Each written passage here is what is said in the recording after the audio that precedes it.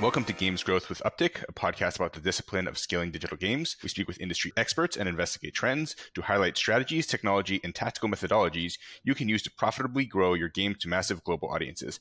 If you're interested in learning more about Upptic, visit us at upptic.com. Welcome back. We got some exciting stuff to announce today. I'll just throw it right to Warren to give it up. Great guests and great topics. Yeah, today we have joining us Irv from Polygon. Maybe Irv, a quick intro, and then I'll talk a little bit about some special things we're talking about in this episode. Yeah, great. First off, thank you for having me. I'm excited to have the conversation and chat about web3, gaming, UA, all the meaty topics that folks want to dive deeper into, and I think this will be a great resource for them. Yeah, I can tell you a little bit more about myself and my journey, maybe if that helps the audience. And so, I started my career in finance. So I was like a numbers guy. And that was a little bit more than a decade ago. I found myself at a company called Amazon. So long time ago, but it was a unique time. We were just coming out of the recession and the company was scaling massively, right? So I had this opportunity, hyper-growth, hyper-scaling gave me opportunity to really work on some really interesting projects. And also, right, with all that investment happening, new verticals that Amazon was spinning up. So I was spending a lot of time and energy, working closely with executives on, giving them guidance on business decisions based on, financial models, et cetera, but realized I wasn't in the operator role, right? I wanted to be more on the operating side. And so there was a business that was launching around 2015, 2016. It was the Amazon's tablet business for their mobile app store, or the hardware business, and they needed a mobile app store on those tablets. Yeah, and the rest is kind of history. And I joined that team and did BD work there and got to focus on gaming. And, I've always been a big fan of gaming, right? It started with NES, right? I never owned one. My friends did. And then my parents got me a Super Nintendo, played a lot of Super Mario World, then had a Game Boy, right? This is a Game Boy Color. And then after that, I think my parents were like, "Hey, you're playing too many video games." So I missed out on the PS1, PS2 time frame, but it was more just hanging out with friends and playing at their house, Xbox. But then, I got my first job, first paycheck, it was like a 40-inch Sony flat screen plus a PS3 plus Uncharted. It was like, let's go, we're back. And so I've been a gamer for my entire life. And so being able to join that team early, building out their mobile gaming business at Amazon was honestly like a dream at the time, which I didn't even realize. And I've just been able to build on that in the gaming industry and led multiple BD teams at Amazon, focused in the games vertical, whether it was mobile gaming to PC console gaming through some of their cloud gaming initiatives and then also working on some services through AWS. And so it's been a wild ride. And now I'm at Polygon, leading games, the games BD team here, focused on onboarding the best of the best, right? And so I would say Polygon probably has the most Web2 logos of Web2 developers coming to Web3. And the reason I focus on that is, right, it signals just quality of game development. So we have folks building, that know how to build great games. And we also have some of the largest, Web3 native developers that are also building on Polygon. So that's really the me and a bit right there. Awesome. Yeah, we're super excited to have you join us today, Irv. And part of why we're having Irv on today is there's something that we've been working on with the Polygon team for the last few months that we're finally ready to publicly announce, which is an Upptic partnership with Polygon, specifically focused around games growth. So it's been really cool to work with Irv and his team on this. And just in short, we want to focus on Polygon today, but just in short, what we're going to be doing with this program is we're calling it a gaming accelerator program. There's basically two benefits to it. The first is any games building on Polygon, we've worked out preferred terms. Polygon, as Irv said, typically works with the best of the best in Web3 gaming, which is also what we're trying to identify here at Upptic. What are those Web3 games that can actually break through past that limited number of wallets in Web3 today and actually onboard the next millions of players into Web3 gaming? And then the other part is for select games, the first of which is a really cool up-and-coming game currently going into beta called Block Lords. We're doing these full partnership models between Upptic and Polygon where our team is going to be doing the Upptic thing. We're going to be developing creative, doing traditional growth marketing with a performance basis, providing all our analytics tool set that's helped scaled our mainstream games to tens of millions of users annually, and really just doing the Upptic playbook in partnership with Polygon for some of the games that they believe in the most. So we're super excited about this. We'll probably be talking about it a lot at GDC this year, which is when this is going to come out. And that's why we're here today. So yeah, thank you, Irv. Yeah, no, I'm excited to be here. Yeah, I also just wanted to give quickly my onboarding story to Polygon and how I discovered you guys. Yeah. So I got in, I didn't give a crap about crypto, for the sake of, Bitcoin or a lot of the ICO era. And I really came in through gaming and the gaming boom a few years back. And when I started doing research, like this was when Axie was blowing up, and I started doing research and looking at like how gas fees worked and everything. And I was like, well, this seems ridiculous. Like, how can you play a game if you have to pay, this was like the bull market. So it was like $50 transactions plus every time you do something. I dabbled in a few things. And then I discovered, the first interesting game, it was a little game called Crypto Raiders at the time, but it was on Polygon. So I was like, okay, what's up with Polygon? It's like, oh, wait, okay, this works. Like, I can spend like pennies or a fraction of a penny and do these blockchain transactions to empower the game and to work with these collectible assets in the games. And really all of my onboarding to gaming personally came from playing games built on Polygon. And this was a few years back, I think, before you guys started announcing some of these major brands working with Polygon. So yeah, I just came in through the quality of the product and how that serves gaming. So it's really cool to be working with you guys more closely today. One thing I wanted to just address at the top, we're obviously, a lot of our listeners are crypto native, but we also have a pretty broad gaming audience and a bunch of execs who aren't really super familiar with how the blockchain gaming space works. Or will you just do a good, the high level explanation? What is Polygon? What is its role in the Web3 games ecosystem? Maybe touch on what a layer 2 is and sort of like do the whole spiel. I'm sure that's simplify, right? I view what Polygon's role in this entire kind of Web3 ecosystem. It's actually pretty simple. We're the underlying blockchain that developers will deploy their smart contracts or their code on. And that's, to be simple, that's about it, right? And what I mean by that is Polygon's mission, right? We want to be the de facto blockchain where developers are building. And, kind of getting to some of what is a layer 1 versus layer 2, our focus is strictly been on scaling Ethereum, right? Where we believe, Ethereum has the largest kind of gravitational pull, the biggest network effects, the most developers building. But, I think most people know Ethereum does not have, sustainable gas fees, gets clogged up very quickly and will not scale, right? And so, to Warren's point on, hey, earliest games were, on Polygon, it is because, right, we're so close to Ethereum, developers want to build there, but realize you can't build something sustainable. So deploy on Polygon. We're fully, EVM compatible, which means any code you would write for Ethereum also works on Polygon, so it's easy to use. We're not trying to create incremental developer work, et cetera. I would say what we are not, which I think is equally important, we're not what, an Apple or Google or these Web2 platforms, aspire to be, which is creating these walled gardens and, hey, all these games are on Polygon. Is Polygon getting some rev share, or how do we work with developers, right? Our role is to be that decentralized blockchain. And, we're not publishing games. We're not, even when we partner with game developers, right, we're not giving them direction on what they should be doing with their games. They're the experts. We're the underlying technology. Makes a lot of sense. Yeah. And that is much better and more clear pitch than trying to explain what layer 2s are versus layer 1s. Yeah, so definitely exactly. Appreciate that. So thank you for that table setting. I think the thing that we want to start with is sort of what is the current state of Web3 games? And I'm sure Warren will have some opinions here as well, but maybe just going to you first. I mean, obviously crypto has been having a little bit of a hard time over the previous, call it quarter.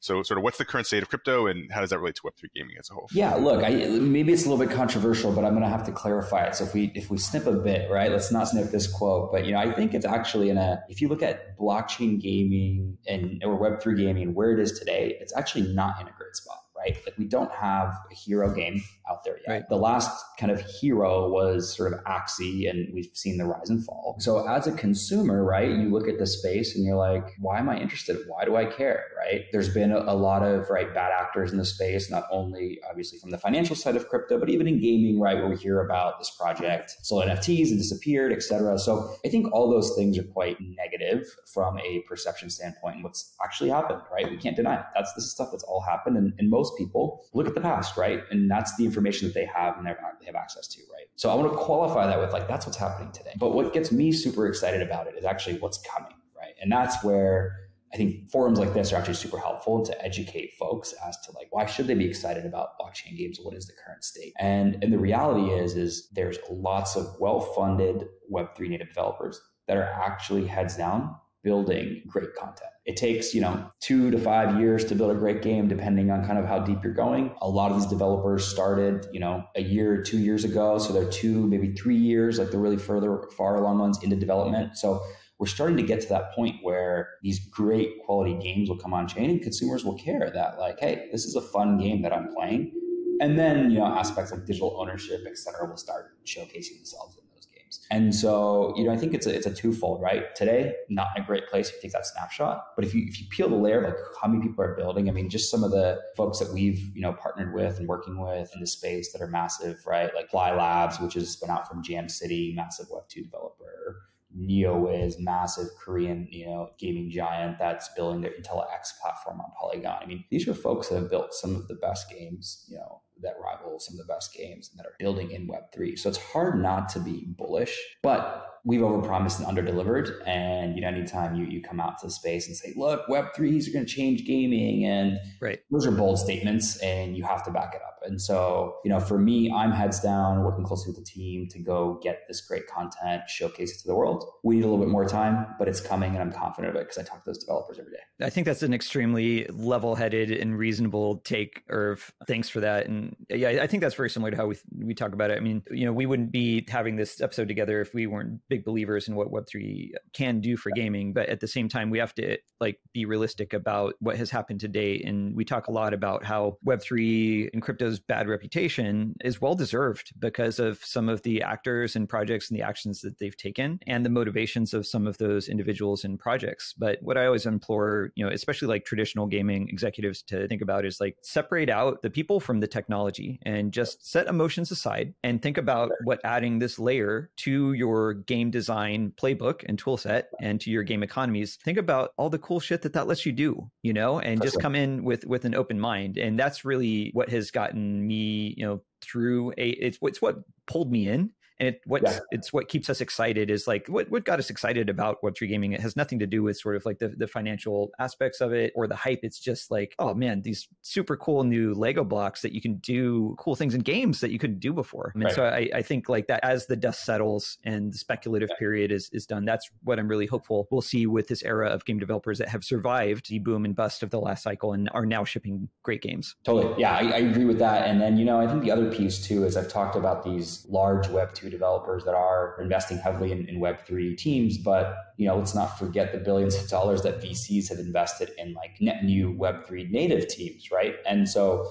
of course, less experience in many cases, but they're thinking about Web3 from the ground up and how do you use blockchain in unique and novel ways. And this sort of comes back to, and Warren, around since the mobile days, right? And my mobile journey started when folks were transitioning from 99-cent apps or 99-cent Angry Birds to free to play and then advertising in-app monetization, just seeing that entire transition. But, if you recall, it wasn't the Activision Blizzards or the Electronic Arts or these large companies that were focused on mobile. It was the Kings, the Supercells, the Zyngas of the world, right? Obviously they're the big ones that survived, but there were hundreds of them at the time. And that sort of brings me back to where we are now. It's these heavily VC-funded teams, they being Web3 native. And we're going to see some great content come from them too. And you're going to see some brand new studios and eventually household names come out of this space. And so we're focused there as well. And I keep reminding the team, it's where did Minecraft come from? Where did Among Us come from? These are indie teams that are making global hits so we're not just focused on these big names, but we are working with, I would say, these Web3 native developers that show promise and have big vision, and it's their livelihood. Right. Yeah, that's a good point. And that's really the cycle we see with every new era of gaming. To your point, is the breakthrough never comes from the entrenched players. They will adopt or acquire those entities and catch up and oftentimes surpass once they've figured out their take on that. But yeah, I'm a big believer that we're going to see those. We don't have that next hero game yet after Axie, which we work with the Axie team. We're quite confident in this next phase for them of what it's going to be for their mainstream strategy. But we'll set that aside. But yeah, very confident that to be great team there. I think they'll be really successful. Right, they've led the charge. So as much as we might look back at it, but they've obviously done a lot of work for the space. Right. The innovation and the risk never comes from the entrenched players. It has to be teams willing to fail, get back up, dust themselves off, fail again, and then ultimately break through to establish what is that next supercell, but with some Web3 spices mixed in. I think there's a whole interview here talking about Polygon and all the different ways that you guys have expanded the pie in terms of bringing Web3 into the non-gaming masses. But given our limited amount of time, I think we do want to focus on Web3. We talked a little bit about what was the current state of Web3. How has the turn in the adoption of crypto overall. Yeah. And again, you guys are both open to both of you guys. How has that affected player adoption? So, where are we today? We sort of touched on this a little bit, but what are the key checkpoints we need to hit to reactivate, a lot of fervor in the space and really drive the next step of player growth? Yeah, and I can go first. Man. Yeah, and if maybe you can touch on specifically like some novel methods that maybe Polygon is trying with some of the larger brands that you're working with to integrate Web3 technology. We talk about a couple things, right? Great. So I think one overall, right? Like when we talk about crypto winter, it's really focused on asset prices, right? It's okay, things are down 70% from all-time highs, right? But it actually doesn't change how many builders are out there. And the beauty of, I think, this down cycle is the fact that the up cycle was so strong. There was a lot of very well-funded teams that came out of that. And so this is actually time for those teams to really put their heads down and focus on building and not be distracted by all the shiny things that come out of a bull market that tend not to lead anywhere, but look really interesting in the short term. And so now, I've talked to many teams that were, just 6 months ago or 8 months ago, we're like, hey, look, we've raised all this capital. Now we're going to do this NFT mint. And then obviously the bear market happened. And they realized, well, it's not the best idea to go do an NFT mint. And that's probably not the best strategy for long-term community. So now they're rethinking the strategy, right? So these teams are quite nimble and they're taking all these inputs that the market's giving them and adjusting their roadmaps. I think that being said, right, gaming historically has been actually quite resilient in recessionary periods. And so I think we're seeing that as well. Like if you look at on-chain data, while, DeFi activity might be down or NFT trading activity might be down, gaming activity is actually quite consistent, right? Right. And this is in a time where we haven't had a great content cut, right? And so you imagine if there is a great game, crypto winter is not going to slow people down from playing the great game. And then the other piece too, right? Even in like a recessionary environment, gaming historically has been the best value for your money, right? Where can you spend? Relatively even cheap. for the AAA game on console, you spend $60. Like you can get hundreds of hours of gameplay, or you go free to play, go play Fortnite. You put thousands of hours in, right? And so it's usually a great value for money. So I'm not too worried about the winter. In fact, it's actually been a net positive from a protocol standpoint because it's actually washed out a lot of the noise. Like the bad actors that came in to quickly do pump and dumps and, hey, we're building this really great game. It's like, that's not your intention, right? You want to capitalize on the bull market. So now we're seeing a lot more quality come through. And so I'm actually okay with the bear market and think it's needed to. Yeah, I like your comment about the resilience of gaming collectibles and assets in crypto winter. And, the way I've talked about it with friends before is like, if you have a token that's main value is just speculation, even Bitcoin in the most extreme, it's like you really have nothing to look to that towards other than, hopefully the future value goes up. But with gaming, I've had people reach out to me because they know like I'm deep in Web3 gaming when the bear market hit of like, hey, are you doing okay? Is like everything all right? I'm like, yeah, I mostly have like, digital collectibles related to like everything still works. I can still play all the games. The items still do all the same things. The games are just as fun. It's like as long as the games are designed in such a way where using Web3 technology to make more compelling gameplay loops and more fun, then, obviously I think everyone would rather the things sitting in their wallet were worth more rather than less, but it doesn't, the experience remains compelling. So I think that's why we see more resiliency in the gaming sector. And Warren, to your point, folks wanting the things in their wallet to be worth more than less. What's your comparison point? It's Web2 gaming where the things you own are worth nothing. So when people, are like, oh, well, the asset prices are down. It's like, well, anytime I buy something in a game today, the asset price goes to zero. Yeah. And I think to your point, and just sort of acknowledging the state of things, I think at this point, like everyone is on the same page that play to earn in its first iteration was not the right model. And I think in mainstream media, there's a one-to-one correlation with Web3 gaming and that 1.0 of play to earn, which was more honestly like a gig-based economy extracting value. And we haven't solved what that next phase is. But what we do see, and I think you're seeing this too, Irv, based on what you said, is teams are now experimenting with the model. It's not just copy Axie's first model. It's like, okay, take these pieces. Let's experiment with game design. Let's experiment with collectability. And it's going to be really fun to see like what models rise to the top in this next phase. Yeah. And we still have a long ways to go, right? It's, there's going to be a lot of trial and error, but the beauty about this space is the minute someone finds a model that works, it's going to get copied and there's going to be some great games that come out because of it, right? We've seen it in mobile time and time again, whether it's around what Clash Royale did for the mobile genre and how many copycats there are to Clash of Clans or to Candy Crush, right? You can see it over and over again. Are there any particular models that are really jumping out to you as exciting or promising from the teams that you're interacting with or just teams you're watching in the space? Yeah, look, directionally, I think what's happened is mostly, right, and this is back to my comment earlier around like how the bull run sort of creates some perverse incentives or distractions at times.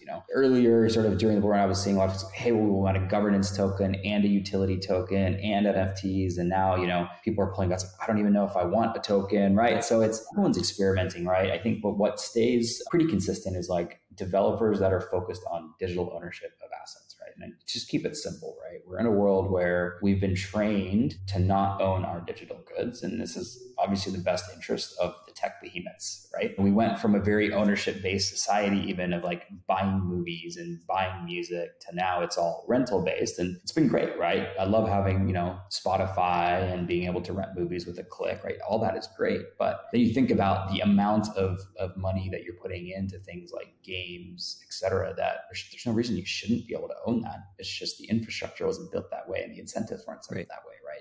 So I think, back to that point, Warren, I haven't seen something like blows my mind 100% going to be successful, but it's the teams that are more focused on the ownership aspect, building community early, taking care of that community. And then I think maybe somewhere we're going to get further into the conversation is like, hey, how do we make this scalable? How do we add, do UA at a scalable pace, et cetera? That's okay. These teams are thinking about it in a very methodical way to go build a great game. I'm going to go off script for a second because I have a question I want to ask you and then we can loop back to the script. But how do you think about onboarding? Because this is something that I think Polygon actually does a pretty good job of. But, I'm pretty tech savvy. I've done a lot of Web3 games and I still get freaking annoyed sometimes trying to do a mint or trying to, move my assets around. And I still sometimes mess it up. And I'm like pretty good. And I'm like your core audience. I'll spend a stupid amount on games. Yeah. How do you think about where we are in terms of how easy it is to onboard players? And what are some of the key unlocks that are going to get us to the next, 100 million players? It's a great question. It should be on the script. But look, there's a couple challenges that are just really obvious that need to be solved, right? So just the concept of wallets, setting that up, getting assets in a wallet, it's tough today, right? And you can't, it's already enough friction, right? Like you think about what's happening, if you take a step back, what's happening in like mobile and gaming in general, people are like, how do we get downloadless play? Because a download that takes 30 seconds is too much friction,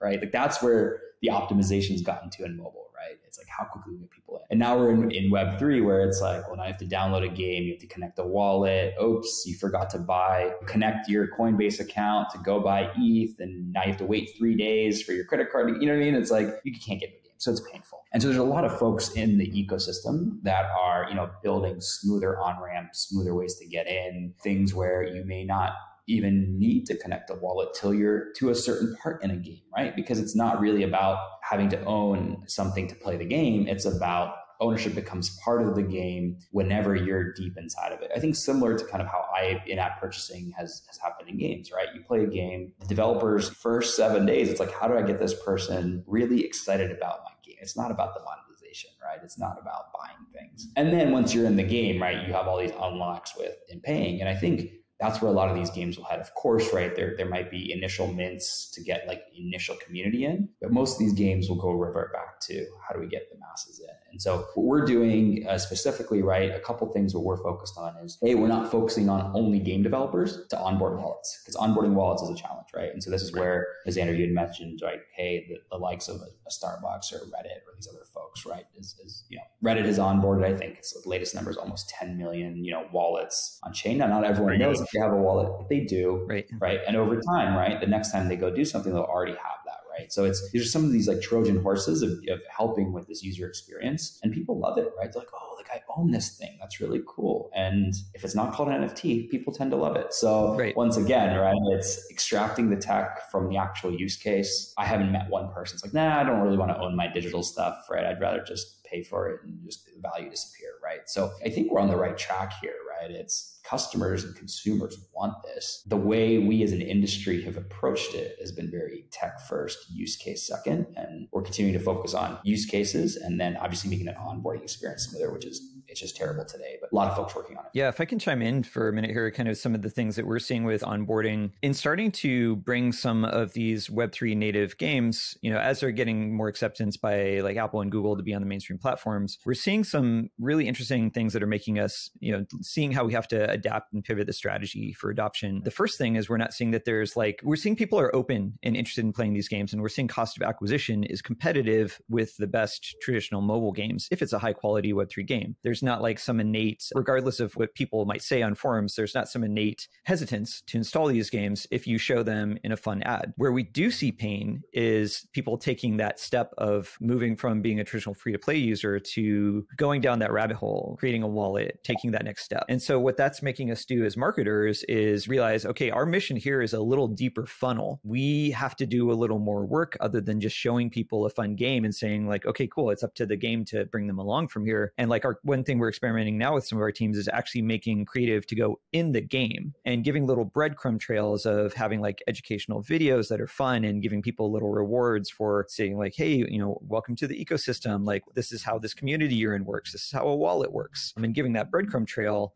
in the same way that in traditional free to play, you'd have a first time user experience that brings you along and teaches you how to play the game, right. Introducing that meta layer of Web3 and how that interacts with the game. So it's going to be really interesting in the coming months as we do some A/B testing around this and see how much that deeper funnel onboarding through marketing can also help with this problem. Yeah, that makes complete sense to me. Yeah, I love this topic. Could dive very, very deep here, but I also want to talk a little bit about the partnership and what we think we can be doing, what brought us here today. And so I guess the next question is like, you know, we sort of mentioned at the top, but what are sort of the key features of the partnership and what are some of the tactical actions we're taking to really drive massive growth for some of these new folks that we're working on with Polygon? So I'll start here, and then I think there's some things I'd love to tag Irvin as well. I mean, the common theme, Upptic is obviously the spec as far as like the size of our team relative to Polygon, but we have aligned missions, which is like we believe in the power of Web3 to make more engaging games and believe in the long term of like if we onboard people into games using this technology, they're going to love it eventually. So with this partnership, I think the mission is let's find top teams, top games that are passing Polygon's quality bar for the games that they want building in their ecosystem and representing them, and also passing Upptic's bar for the games that we think can be category leaders. And then let's give those teams preferred terms, special resources. And as we said, there's kind of two elements. One is just the preferred terms for anyone working in Polygon. But for some of these teams, we're giving them full stack resources. We're going to be developing the creative and the messaging, both at top of funnel, making, you know, the traditional things like ads and trailers, but also that onboarding content, providing the marketing analytics to look at things like how do you measure return on ad spend if you have traditional in-app purchase and on-chain events and these kind of two disparate economies. There's a lot of interesting problems to solve. And then, you know, just doing the footwork of identifying those, what are the right player bases for this and sustainable and profitable way for the game developers, acquiring and scaling those to the tune of like, you know, the top 10 games that we work on in the traditional gaming space. So I think that's the mission. Irv, where I'd love to go to you here is obviously you spend a ton of time working with game teams. What are the things that you see that are preventing the teams themselves from being able to get wider scale adoption from your games? Like where do you see teams kind of generally hitting walls with figuring out go-to-market strategies for games?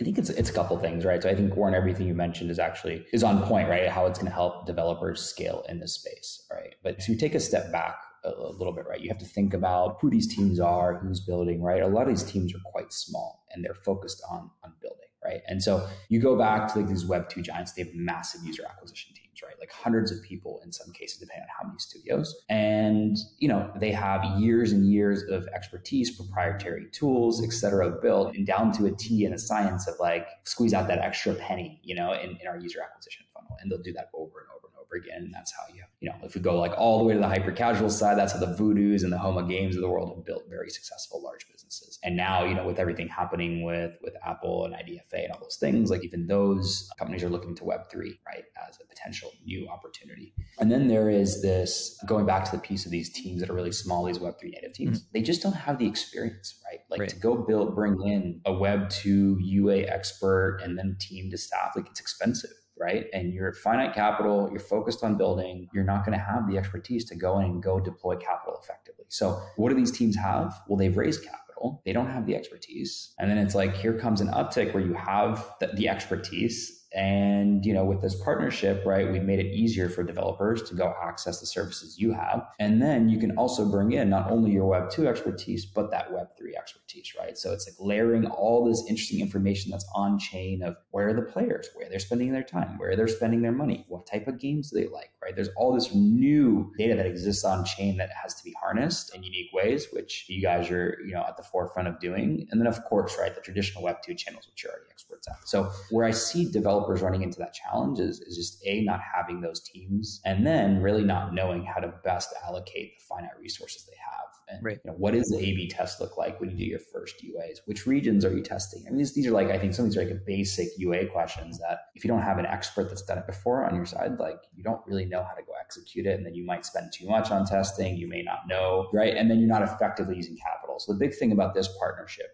is, look, in a world that, we're in a bear market, capital is tight. We want developers to use it in the most effective way possible. And we think, Upptic is a darn good way to use it if you're focused on growth and user acquisition. Of course, not all developers are at that stage. A lot are still building, but the ones that are going to be successful are going to get to that stage and you're going to need to scale and put a lot of fuel on the fire. Yeah, I think that's all well put. And thank you for the kind words, Irv. And one thing I'm seeing too is it's been such a crazy couple of years. So it can be really warping for a developer. I mean, how many teams have we seen, especially during the bull market, where someone just launches a Twitter and Discord and literally overnight they have 50,000 community members? Like, this is not normal behavior. And it sets a weird expectation sometimes with young founders of, well, look at how easy I went from 0 to 50,000 players, or how easily I sold out this 10,000 NFT collection in 2021. And then we get to this moment in time in 2023 where active wallets are down, and that community that was there mainly for speculation is not around anymore. And it's like, well, crap. I mean, now I've built this game. What's the long-term sustainable business model, and how do I actually address and bring in large scale traditional players? And I think that's where the early success sometimes can be self-sabotaging in that way. And I find it's a humbling time sometimes for teams too, as they're kind of like, well, how do we move forward now that we have the product and actually get wide adoption? And that's where we definitely are trying to partner and help with those teams. I think what's that saying? It's like everyone's a genius in a bull market, right? So we had a lot of that, but you take a step back and realize even those big communities or those big mints, like, okay, what is 10,000 users going to do for your game? Like, if you're trying to go mass market now, of course, if you've captured, 10,000 heavy spenders or whales, different story. But at the end of the day, that's unlikely it, right? Those people are probably not even gamers. They're speculators. It's not the right audience in the first place. So yeah, no one's immune to kind of the gravitational laws of building a game, and B, the challenges that exist in user acquisition.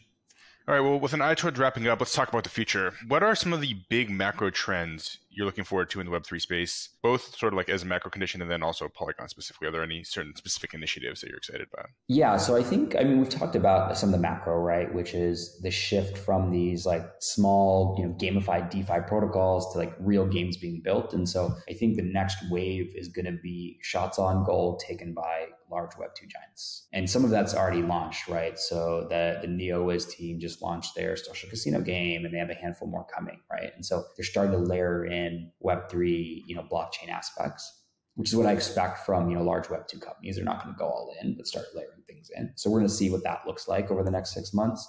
There's some really highly funded teams who have been heads down for a few years that will start coming out with alphas, betas, and go to market here in Q2, Q3. So I think from a macro standpoint, we're actually pretty healthy in terms of the pipeline of games coming, which is really exciting. But on the flip side, you're also going to see a lot of teams that are running out of capital, right? They raised at the peak of the bull market. They thought the bull market would continue to run. It's like, hey, we want to raise just enough in our seed, get to an NFT sale, get some great artwork done, and then we'll go raise at a much higher valuation. Well, during that time, the bear market happened, and now you're stuck with a slide deck, some artwork, and no more runway. So that's unfortunate, of course, but I think we'll see more and more teams run out of capital. But some of those teams that are going to run out of capital, I've already seen this, actually have gotten to building product and vision. And I think there might be some consolidation. That's where if a larger player, a Web2 company or a Web3 company that's well funded is like, look, I want to pick up another product from my portfolio or another team, there'll be some consolidation, which is typical, right? Bear market behavior. So those are the key things I'm looking for. I think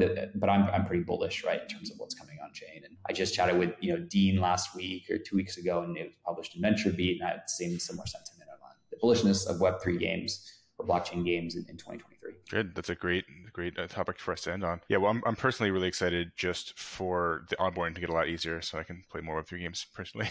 Me too.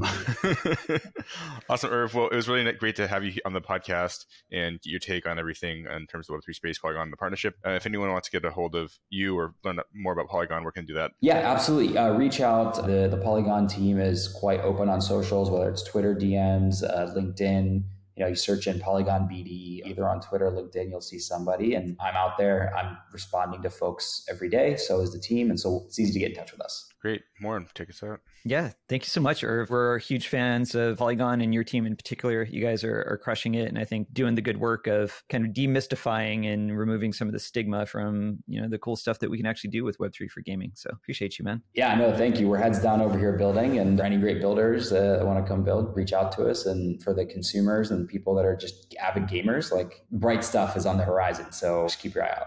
Awesome. Yeah. And as always, the podcast is brought to you by our team here at Upptic. So at Upptic, as I think listeners know, we do all things to help games grow. We kind of 50-50 in the traditional gaming world and in this hybrid new world of Web3 friendly games. So I would say, even if you're not looking to hire a team to support you today, reach out to us. If you're just building and trying to get pointed in the right direction, there's some basic advice we're happy to give out as far as like, how do you measure things? How do you attribute where your users come from? So we love meeting teams early on in development. And a lot of times we know a team for a year or more before we work with them. So it's never too early to talk to us, and you can reach us at our website. It's upptic.com. That's upptic.com.